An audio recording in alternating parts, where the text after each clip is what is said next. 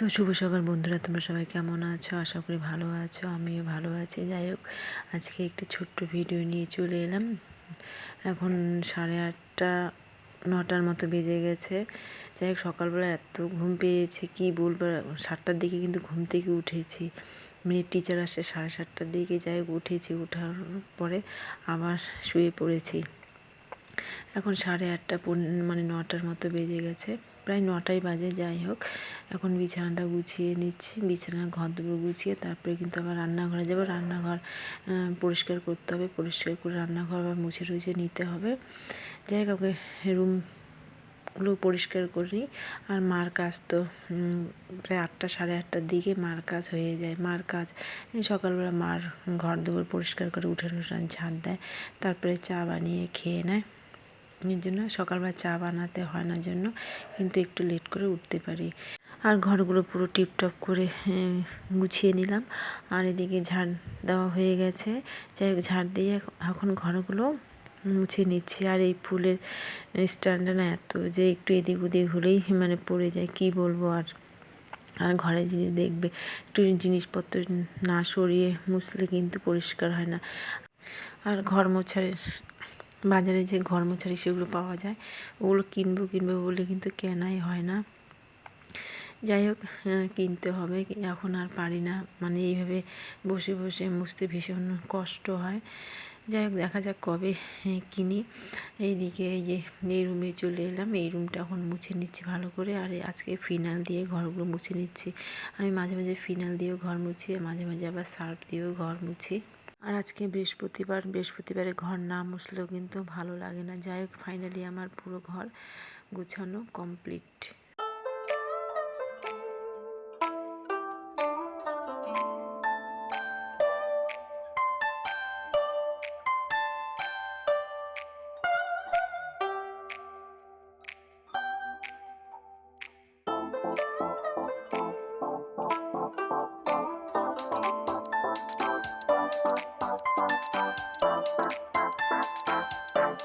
আর আজকে মা পুজো দিয়েছে। যাই হোক, এর জন্য স্নান করে কিন্তু রান্নাঘরে চলে এলাম।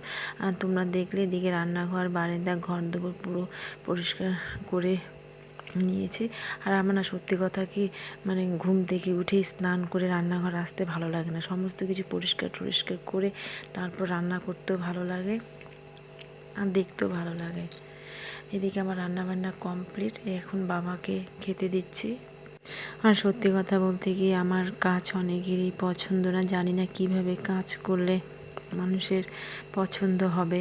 আর গ্রামে কি শহরে কি, তোমরাই বলে দিও তো কোন কাজগুলোকে কাজ বলে। এদিকে খাওয়া দাওয়া কমপ্লিট। এই মেয়ের জন্য মৌসুমি কেটে দিলাম, মেয়ে এখন মৌসুমি খাবে। তারপরে মেয়ে বলছে যে মা আমাকে একটু বেদানাটাও ছুলে দাও না, তাই মেয়েকে বেদানাটা এখন ছুলে দিচ্ছি, মেয়ে এটা খাবে। আর আজকে আমার বোন অষ্টমী স্নানে গিয়েছে। তারপরে বোনকে ফোন করলাম, তুই কি অষ্টমী স্নানে গেছিস? বোন বলছে যে হ্যাঁ গেছি। আমি ভিডিও করেছিস কি? হ্যাঁ করেছি। আমি একটু পাঠিয়ে দিস তো, কারণ অষ্টমী স্নান না অনেক দিন ধরে দেখছি না, মানে দেখি না। তাই যাই হোক, বোন ভিডিওটা পাঠিয়ে দিয়েছে, তাই তোমাদের কাছে একটু শেয়ার করলাম। যাই হোক, বোন ভিডিও করেছে, এখানে একটু দেখা হলো অষ্টমী স্নান। তাই না, অনেক বছর ধরে দেখা হয় না আর যাওয়াও হয় না।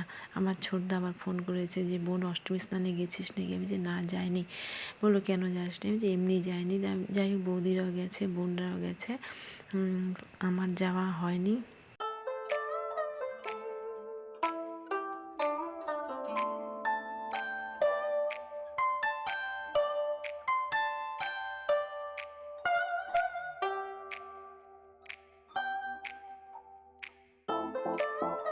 যাই হোক, আজকে মেয়ের স্কুল বন্ধ ছিল, তাই মেয়েকে বললাম যে বাবা আজকে স্কুল বন্ধ, একটু রেস্ট করো। মেয়ের সাথে সাথে আমিও রেস্ট করলাম। যাই হোক, মেয়ে দুজনে ঘুমিয়ে পড়েছি। তারপর সন্ধ্যার প্রদীপ দিলাম। প্রদীপ দেওয়ার পরে মেয়ের মানে একটু কাশি হচ্ছিল, মানে 2 দিন ধরে কাশি হচ্ছে।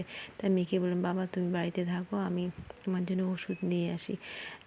মেয়ের প্রবলেমগুলো শুনলাম, কী কী অসুবিধা শুনে তারপরে ডক্টরের কাছে গেলাম, মানে আমাদের বাজারে একটা ছোট ডাক্তারের কাছে গেলাম মেয়ের জন্য ওষুধ নিতে। যাই হোক, টোটোর থেকে নামলাম, এখন হেঁটে হেঁটে যাচ্ছি মানে ওষুধ নিতে।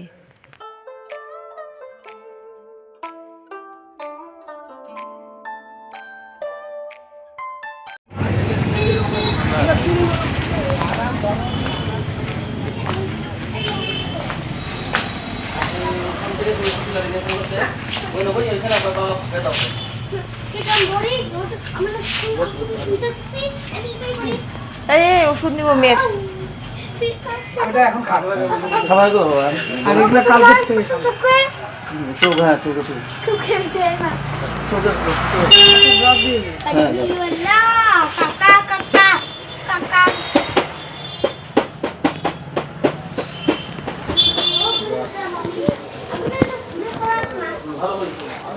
তুমি কার ওষুধ নিবে কার ওষুধ নিবে আরে কাকুন দেই এই যে কোমর থেকে এই পায়ের পাতাটা কিন্তু হলো ব্যথা আচ্ছা আচ্ছা কালকে থেকে আচ্ছা কয়েক দিন বাড়ছে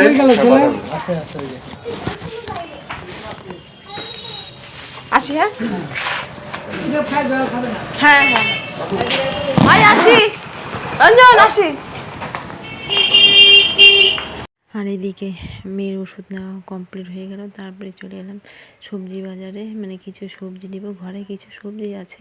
যাই হোক আসলাম যখন, এর জন্য একটু সবজি নিয়ে যাই, কারণ মেয়ের আবার স্কুল আছে, তার মধ্যে আকাশটাও ভালো না, তাই না? এই জন্য ঘরে যদি একটু সবজি স্টকে থাকে তাহলে কিন্তু কোনো অসুবিধা হয় না, বিশেষ করে বাচ্চা থাকলে, তাই না? আমরা তো যেমন তেমন হলেও খেতে পাই, কিন্তু বাচ্চারা তো। বন্ধুরা ফাইনালি বাজার থেকে এলাম। বাজার থেকে এই মেয়ের জন্য তো যাওয়ার উদ্দেশ্য হচ্ছে মেয়ের ওষুধ, মেয়ের কাশি দুদিন ধরে কাশছে। তাই মেয়ে কি বলে, বাবা অসুবিধা হয় নাকি? মেয়ে বলে যে মা সে গলাটা খুসখুস করলে অনেক কাশি বের হয়। যাই ওষুধ নিয়ে আসলাম, এর সাথে একটা সুজি প্যাকেট। এই মেয়ের জন্য এই ওষুধ নিয়ে এলাম।